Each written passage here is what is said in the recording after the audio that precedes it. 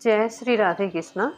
दोस्तों, अक्सर आपने लोगों को कहते सुना होगा कि मैंने कभी किसी का बुरा नहीं किया, कभी किसी को दुख नहीं पहुंचाया, कभी किसी को सताया नहीं, लेकिन फिर भी पता नहीं क्यों मेरे साथ ही बुरा होता है, मुसीबतें मेरे पास ही चल कर आती हैं।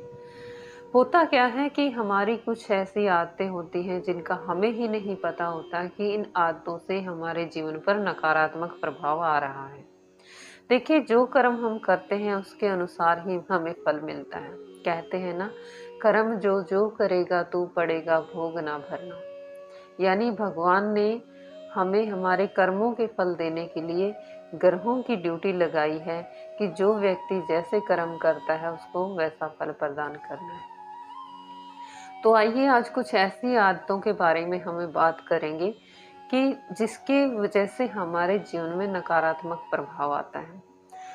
सबसे पहला जो पॉइंट है कि कई बार आपने देखा होगा कि लोग अपने घर में ना कपड़े इधर उधर फेंक देते हैं उतार कर, जैसे कमरे में, बाथरूम में अस्त व्यस्त रूप से वो कपड़े पड़े होते हैं। तो इससे न्याय के देवता शनि देव नाराज हो जाते हैं।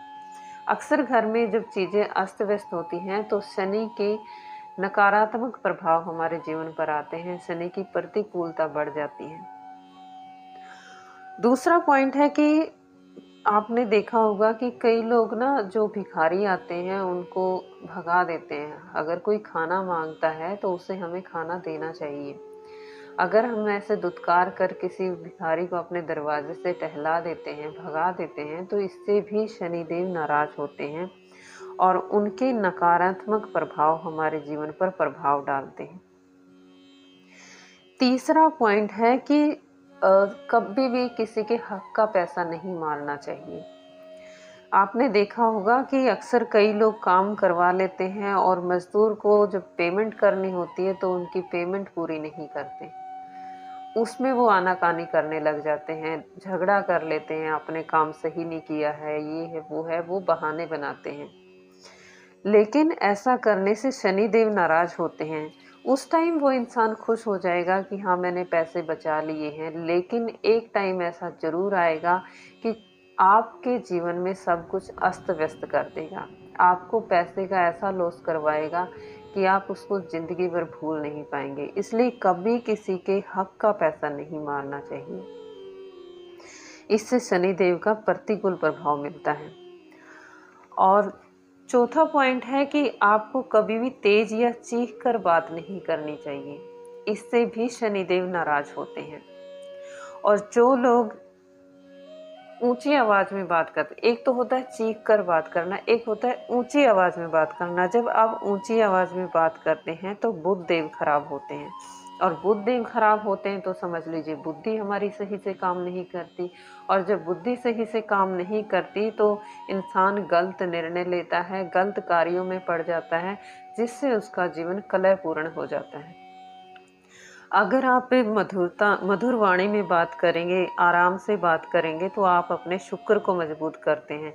और जब शुक्र बलवान होगा तो आपके जीवन में प्रेम, प्यार और सुख की वृद्धि होती है, यानी कि आपका जीवन आनंदमयी हो जाता है। पांचवा पॉइंट है कि कुछ लोग झूठी थाली छोड़कर खाने से उठ जाते हैं। ऐसा करने से देवगुरु बृहस्पति के हमें अशुभ फल प्राप्त होते हैं। और देवगुरु बृहस्पति के अशुभ फल प्राप्त होने का मतलब है कि ज्योतिष शास्त्र में देवगुरु बृहस्पति को धन का कारक बताया गया है, पुत्र का कारक बताया गया है, ज्ञान का कारक बताया गया है, धर्म का कारक बताया गया है।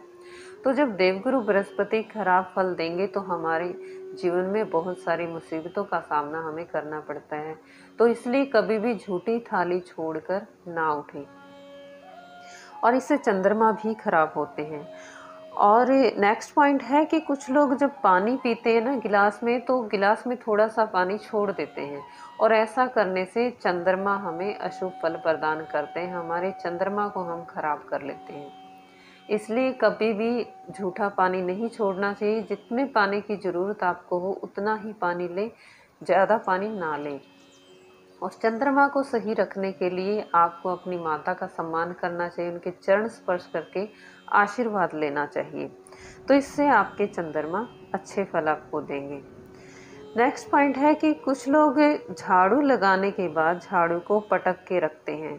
या उसको दूर से फेंक देते हैं।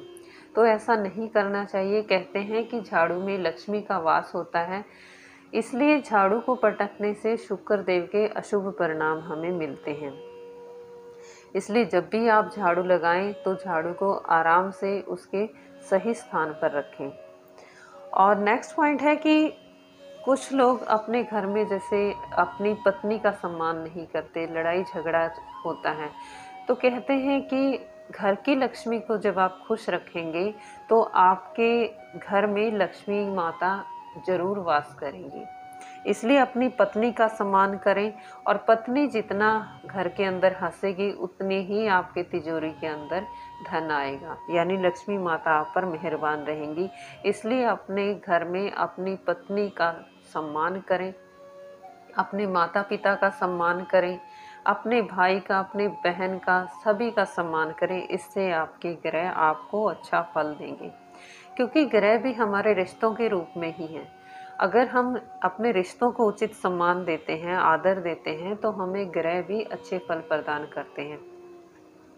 पहले के टाइम में क्या होता था कि जो बड़े बुजुर्ग थे वो हमेशा ये सीख देते थे कि अपने बड़े भाई को पिता के समान समझो। पिता का आदर करना सिखाया जाता था, माता का आदर करना सिखाया जाता है। बड़े भाई के सामने कभी छोटा भाई बोलता नहीं था, बहनों का आदर होता था। इसलिए सभी ग्रह अच्छा फल देते थे। तो आज की वीडियो में ये मैंने कुछ टिप्स आपको बताए जिससे आपके जीवन में सकारात्मक प्रभाव ग्रहों का ज़रूर मिलेगा अगर आप इनको अपने जीवन में अपनाते हैं। कुछ बड़ी चीज़ें नहीं हैं, छोटी छोटी सी आते हैं जिसमें आपको थोड़ा सा चेंज करना है। इससे आपके जीवन में सकारात्मक प्रभाव आएगा ग्रहों का। तो आशा है आज का वीडियो आपको पसंद आया होगा, और अगर पसंद आए तो प्लीज़ लाइक कीजिएगा, सब्सक्राइब कीजिएगा चैनल को। मिलते हैं अगली वीडियो में, तब तक के लिए धन्यवाद।